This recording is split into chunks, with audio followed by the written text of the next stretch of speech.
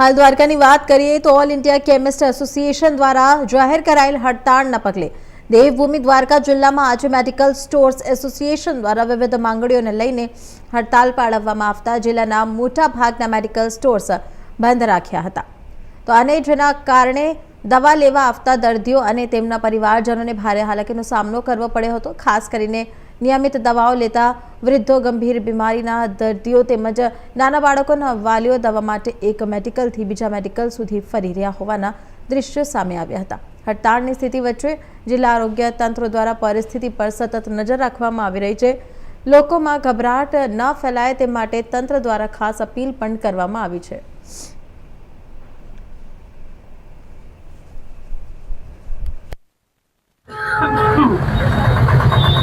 All India chemist એસોસિએશનના આદેશના સંદર્ભમાં ભારતભરના લગભગ 12.5 લાખ કેમિસ્ટોએ આજે પોતાનો ધંધો બંધ રાખેલ છે, જેના સમર્થનમાં ખંભાળિયા કેમિસ્ટ એસોસિએશન પણ જોડાયેલ છે।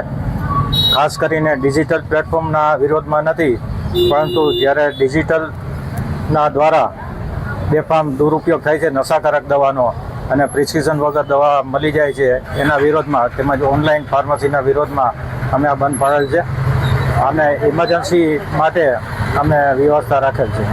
તમારી માંગ શું છે?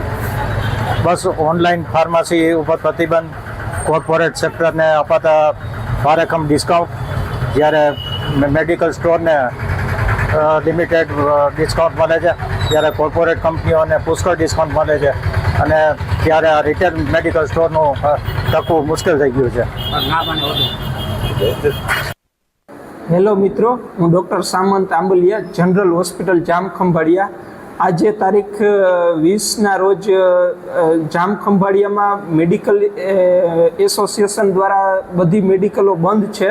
તો જનરલ હોસ્પિટલ જામ ખંભાળિયા ખાતે અમારી જે સરકારી મેડિકલ સ્ટોર છે એ ઉપલબ્ધ ચાલુ છે અને તમામ ડાયાબિટીસ, બીપી તેમજ બધા પ્રકારના રોગોની દવાઓ અહીંયા ઉપલબ્ધ છે। તો જાહેર જનતામાં જે પણ લોકોને કોઈ દવાની જરૂરિયાત હોય, ઇમરજન્સી ઊભી થાય, તો તે જનરલ હોસ્પિટલ જામ ખંભાળિયા આવી અને દવાઓ લઈ શકે। વડોદરાની